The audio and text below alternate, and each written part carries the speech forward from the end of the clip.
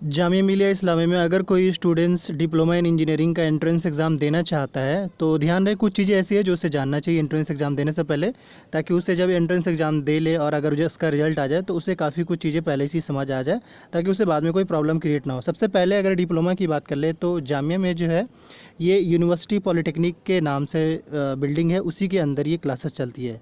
मतलब ये है कि इसका जो डिपार्टमेंट का नाम कह लीजिए वो यूनिवर्सिटी पॉलिटेक्निक है। ठीक।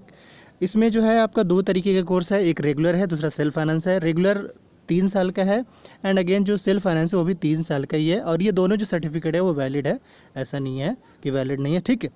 इंपॉर्टेंट चीज़ यही है कि सबसे पहले अगर हम फ़ी की बात कर लें तो दोनों में काफ़ी बड़े लेवल का डिफरेंसेस है।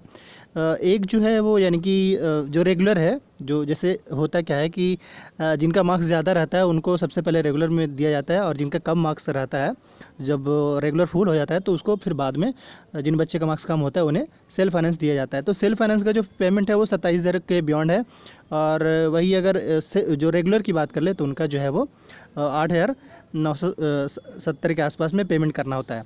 पर अगर सीट्स की बात कर ले तो दोनों में कॉमन है, सेम है। और वही अगर ब्रांचेस की बात कर ले तो यहाँ पे 5 ब्रांच है, सिविल है, कंप्यूटर है, इलेक्ट्रिकल, इलेक्ट्रॉनिक्स एंड मैकेनिकल, ये हो गया। एंड इसके अलावा इंपॉर्टेंट चीज़ ये है, अभी मैंने आपको दो चीज़ें बताई, एक तो फ़ी और दूसरा सीट्स बता दिया। अब मैं अगर रिजर्वेशन पॉलिसीज़ की वहाँ बात कर लें तो बस कुछ ज़्यादा टफ नहीं है, बड़ा आसान है। जो मुस्लिम माइनॉरिटी के स्टूडेंट्स हैं यानी मुस्लिम कैटेगरी के जो स्टूडेंट्स हैं उनका यहाँ पे रिजर्वेशन है। ये मानकर चलिए कि 50% जो रिजर्वेशन है वो मुस्लिम कैंडिडेट का है, और रिमेनिंग जो 50% है वो जनरल कैटेगरी का, यानी अपार्ट फ्रॉम जो माइनॉरिटी हुआ उन लोगों का रिजर्वेशन है 50% में। पर ये डिपेंड करता है कि सपोज़ कर ले कोई माइनॉरिटी का स्टूडेंट्स हो पर उसका मार्क्स जो हो वो जनरल के बिहाफ में आ जाए तो उसे जो सीट मिलता है वो एज ए जनरल कैंडिडेट उसको वहाँ पे ट्रीट किया जाता है।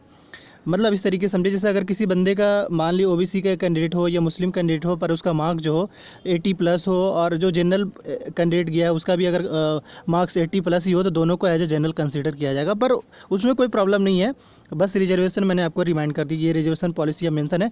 अगर आपको अच्छे से पढ़ना है तो आप पढ़ सकते हैं। पर हाँ, खासकर ये भी रिमाइंड कर दें कि जो गर्ल्स है, गर्ल्स का यहाँ पे 10% का रिजर्वेशन है।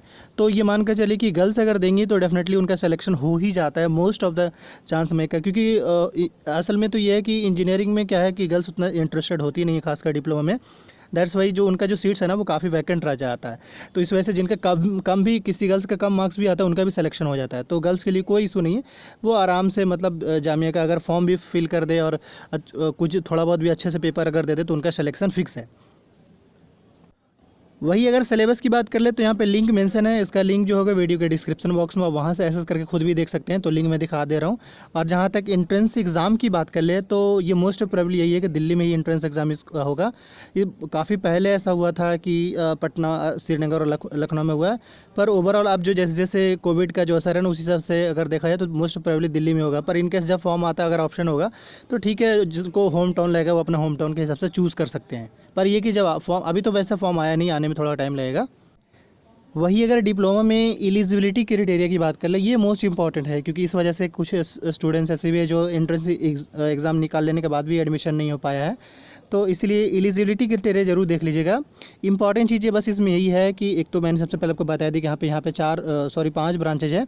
पर अगर वही एलिजिबिलिटी क्राइटेरिया की बात कर ले, जहाँ पे मेंशन है सेकेंडरी स्कूल या हाई स्कूल का सर्टिफिकेट होना चाहिए, और एटलीस्ट जो है 45% उनका मार्क्स होना चाहिए।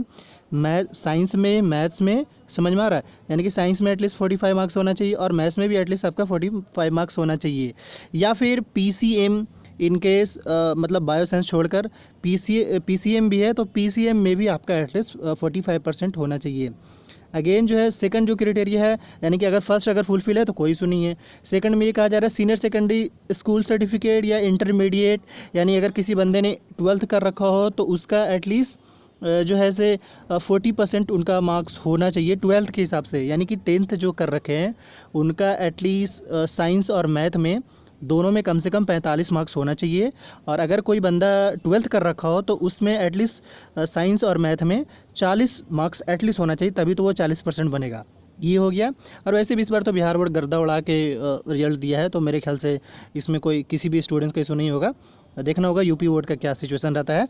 तो एलिजिबिलिटी क्राइटेरिया मेरे ख्याल से समझ में आ गया हो कि एटलीस्ट 45% का मतलब ये कि 45 मार्क्स साइंस में भी और मैथ्स में भी आपका होना चाहिए। ये आपका एलिजिबिलिटी क्राइटेरिया है। वही अगर डिप्लोमा इन इंजीनियरिंग की बात कर ले तो सेशन 20 से यानी इससे पिछले साल से जो है ना इसका पैटर्न थोड़ा सा बदल गया है। पर इंपॉर्टेंट चीज़ यही है कि कोई भी स्टूडेंट चाहे तो थोड़ा सा अच्छे से पढ़ लेगा तो आराम से क्लियर कर लेगा। मैं अपनी बात बता रहा हूँ, मेरे जानने में से जिन जिन बंदे को सजेस्ट किया था, खासकर यूट्यूब पे जब से हूँ, और जिन जिन लोगों ने भी डिप्लोमा के बारे में मेरे से कांटेक्ट किया, एटलीस्ट 15 से 20 ऐसे स्टूडेंट्स हैं जो जामिया में क्वालिफाई हो चुके हैं डिप्लोमा में खासकर। तो डिप्लोमा में काफ़ी अच्छा अगर हम कह सकते हो एक्सपीरियंस बन गया है मिला जुला कर। पर यह है कि जो जिनविन कुछ चीज़ें जिनविन है जिनके बारे में अगर आप जान पाएंगे तो ऑब्वियसली आपका एंट्रेंस क्लियर हो जाएगा। सबसे पहले जो चेंजेज हुआ है यही कि इससे पहले क्या होता था 180 क्वेश्चन पूछता था, पर अब जो है वो 200 क्वेश्चन पूछ जाता है। टाइमिंग वही है 3 आवर ही, और क्वेश्चन का पैटर्न चेक कर सकते हैं। MCQS क्वेश्चन रहेगा, दूसरा इंग्लिश में आपका क्वेश्चन रहेगा, तीसरा आपका नेगेटिव मार्किंग भी है, और चौथा ये कि इसमें क्वालिफाइंग मार्क्स भी है। दैट्स वाई इसी वजह से इस बार सेल्फ फाइनेंस का जो कट ऑफ है वो 31 लास्ट गया, उससे नीचे नहीं जा पाया, क्योंकि ये कह रखा था कि हम क्वालिफाइंग मार्क्स से नीचे नहीं जा सकते हैं, इस वजह से। दूसरा ये कि अगर क्वेश्चन देखें तो यहाँ पे मेंशन है एज इट इज़ 67 और नेगेटिव मार्किंग आपको बता ही दिया मैंने। इसके अलावा और ज़्यादा कुछ है नहीं। एंड अगर सिलेबस की बात कर ले तो यहाँ पे मेंशन है। मेरे ख्याल से देखिए इंपॉर्टेंट चीज़ यही है कि क्वेश्चन का पैटर्न तो ज़रूर बदला है, पर सिलेबस जो 2 साल पहले था वो आज भी वही सिलेबस है। सिलेबस में कोई ख़ास चेंजेस नहीं आया है, ठीक। और एक बात और ये है कि अब इस बार रिमाइंड कर दें कि क्वेश्चन जो आपका जो एकदम कंप्लीट जो पैटर्न है ना वो 9-10 बेस पे है। मतलब 9-10 अच्छे से अगर कोई बंदा पढ़ कर जाता है डेफिनेटली वो क्लियर कर लेगा, क्योंकि हुआ ये है कि 2018 में जो था वो 11-12 बेस क्वेश्चन पूछा जाता था, पर 19 से कह लीजिए 2019 और 20 से क्वेश्चन का पैटर्न ही बिल्कुल बदल गया है, आप देख सकते हैं। दूसरा ये कि जिन भी स्टूडेंट्स को क्वेश्चन पेपर चाहिए होगा, वीडियो के डिस्क्रिप्शन बॉक्स में टेलीग्राम का लिंक होगा, वहाँ से जुड़ें और वो मुझे टेलीग्राम पे मुझे पर्सनल मैसेज कर लें, उनको क्वेश्चन पर्सनली सेंड कर दिया जाएगा। अभी बहुत सारे स्टूडेंट्स हैं जिनको क्वेश्चन प्रोवाइड ऑलरेडी हम करा चुके हैं, पर इंपॉर्टेंट चीज़ यही मैं कह सकता हूँ, क्योंकि मेरे भी शेड्यूल बिजी रहता है, दैट्स वाई थोड़ा सा टाइम लग सकता है, पर डेफिनेटली आपको रिप्लाई मिलेगा।